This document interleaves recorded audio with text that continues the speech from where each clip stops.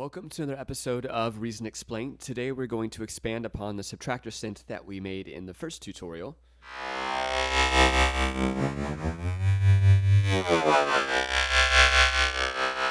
And we're going to achieve this by using parallel processing and multi-band compression. I also want to build a spectral analyzer so that we can visualize what we hear. So that's the first thing that we're going to do, and I will also warn you guys that this video involves a lot of signal routing, but the finished product is definitely worth it. So go ahead and let's start building our spectral analyzer. So right click on the mixer, utilities, and load a merger splitter, and name this the main split. And right click next to the merger, hold down shift and go to creative effects and load a BV512. Take the bands up to 32, hold down alt and make a copy of that. Name the first one left and the second one right. And now we can go ahead and wire everything up. So tab around to the back, take your master outs from the mixer and take that to the input of the split side. Take your first split signal and take it to the from devices of the combinator, and the second split signal, left channel to the left modulator input and right channel to the right modulator input. Tab back around and play a note. And now we have our frequency spectrum here, so we can actually see what we hear. So the next thing we want to do is start to double up these synths. So let's minimize the subtractor for a second, hold down alt and make a copy of that. Below the subtractor, right click and load a merger and splitter, and we're going to take these two subtractors and merge them to each other. So let's call this the SubMerger.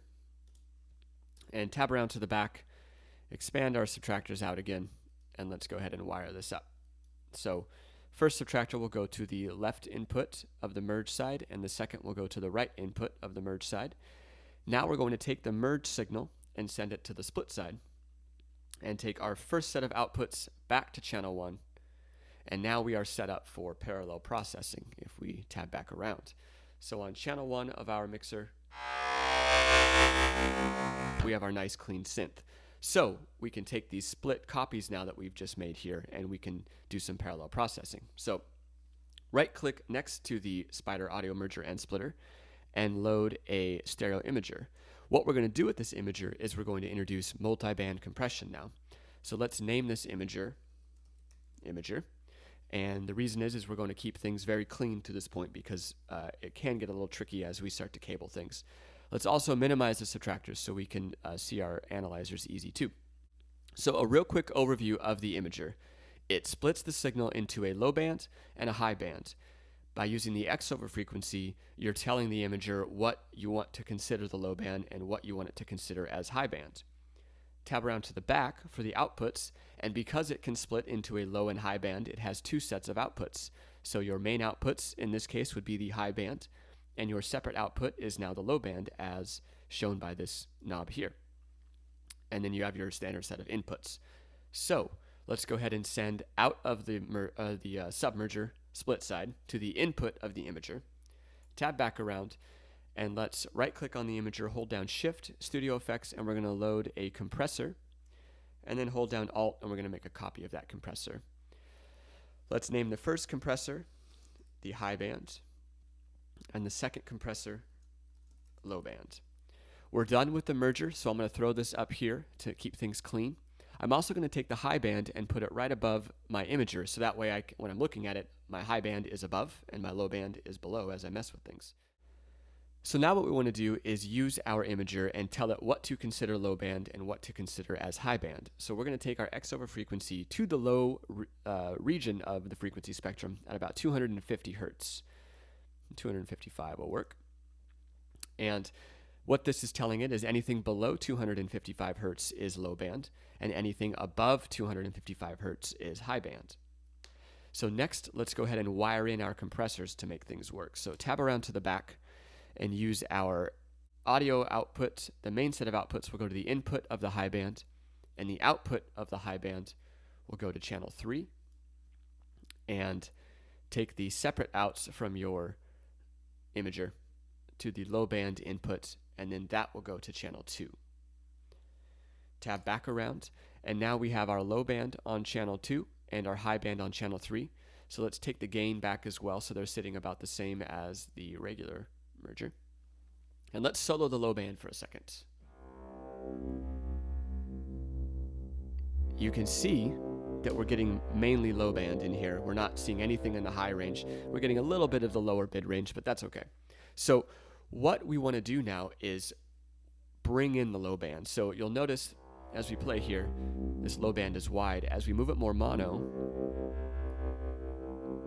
you can see how it kind of brightens the sound up a little bit by bringing in those bass frequencies. The reason we want to do that is our kick and bass instruments are usually panned right down the center. There is no panning on them. They're just set down the center. So we don't want our low frequencies floating around in the mix. So we want to keep those nice and tight and keep them as mono as possible. Now with our high band, we can dial that in a little bit. So let's go to solo our high band and mute the low band now. Oops. And turn off the solo of the low band. And let's have a listen.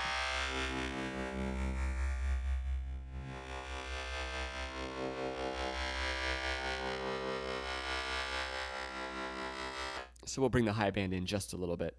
So you can see it in the Spectral Analyzer where we're dealing with things now. So now what we're going to do is if we go back to our low band,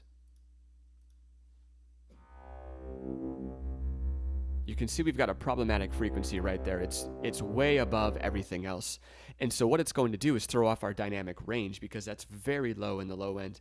And so what we're going to do is use the low band compressor to actually compress that out. So take your threshold down to about -32, that's fine. Ratio all the way up, attack all the way to 1 millisecond, and release as high as it will go. So it's going to compress very hard, and you'll see what happens with the low band now. It's almost non-existent. You can see that we've really contained that, but we've also squashed these frequencies a ton, and we don't really want to do that. So let's take our X over frequency over a little further to maybe about 150 hertz and see what happens.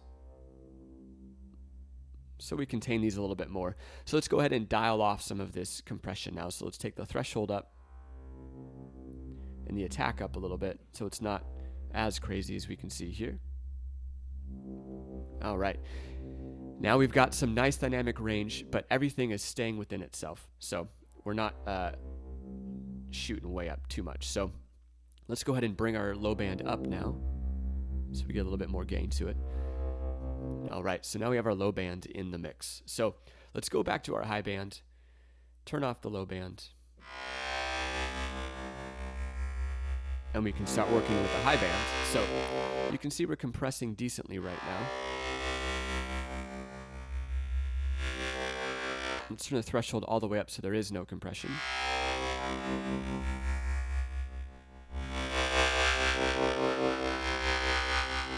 So let's go ahead and bring that threshold back to maybe about 12 o'clock or so, a little bit before 12 o'clock. We'll turn the ratio up a little bit more. So now we've got our high band nice and tight. At this point, what we can start doing is affecting just the low band or just the high band by making our signal chain. So what we're going to do is right-click on the M-class compressor in a creative effect and load a Scream 4. And so now the Scream 4 is just on the high band. So let's name this the high band so we can still keep it nice in our mixer here. All right, so let's take this to warp mode. And what warp mode distortion does is it takes the subtractor signal and multiplies it with itself and then adds distortion to it. A product of multiplying the signals together is that you lose the fundamental pitch. The fundamental pitch is the lowest sound, the lowest frequency in your sound. So you can add the fundamental frequency back in with your P2 knob.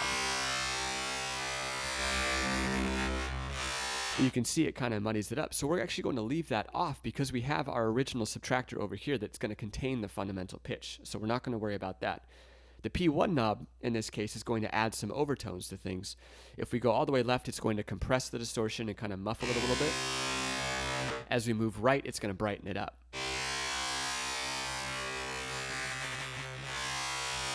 So we'll leave that about right there.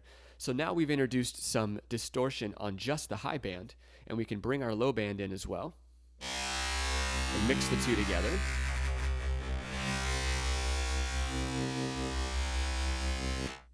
And then last, we can bring in our clean synth that we began with.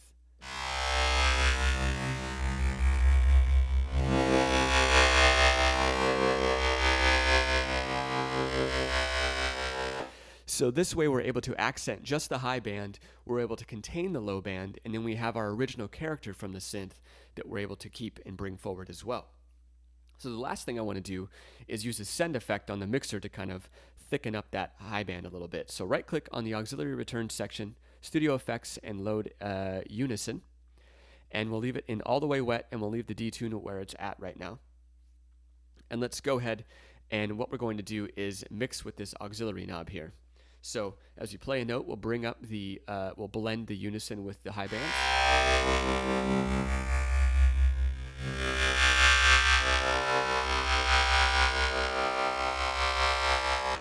And we can unsolo the other two.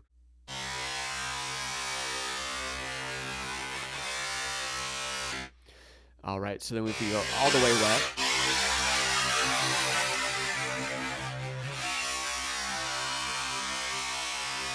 And then let's bring back our low band now. And then our clean synth.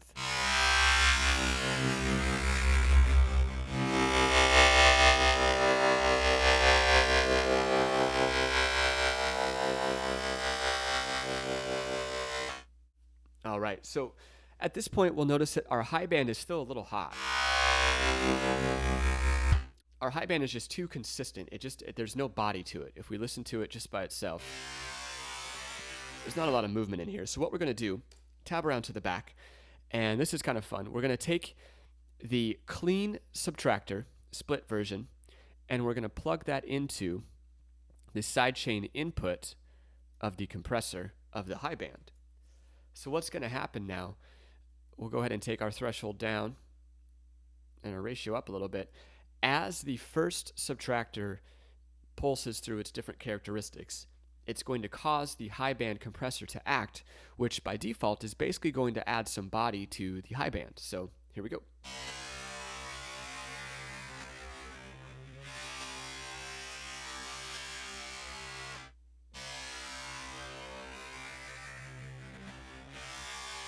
Now let's have a listen with all of them.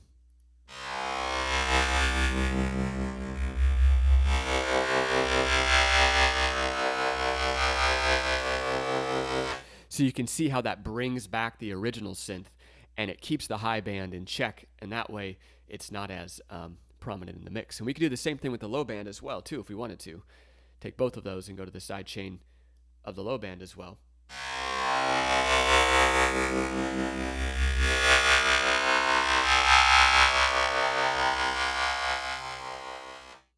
So a quick recap of everything that we did in this video. We made a spectral analyzer so we could visualize what we were hearing.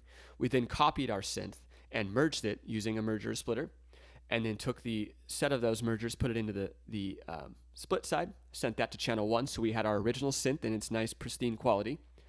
Then we took the split version and started to introduce parallel processing, and with that split copy, we split it into a low and high band, which we see right here, and put compression on the low and high bands, and then sidechained the low and high band compressions with the original clean synth. And then on the high band compression, we added a Scream 4 using a warp distortion to kind of bring out that high band. And then lastly, we put some unison on the high band just to kind of thicken things up a little bit. As always, thanks for watching. If you have any questions, you can leave those in the comment section, and don't forget to subscribe.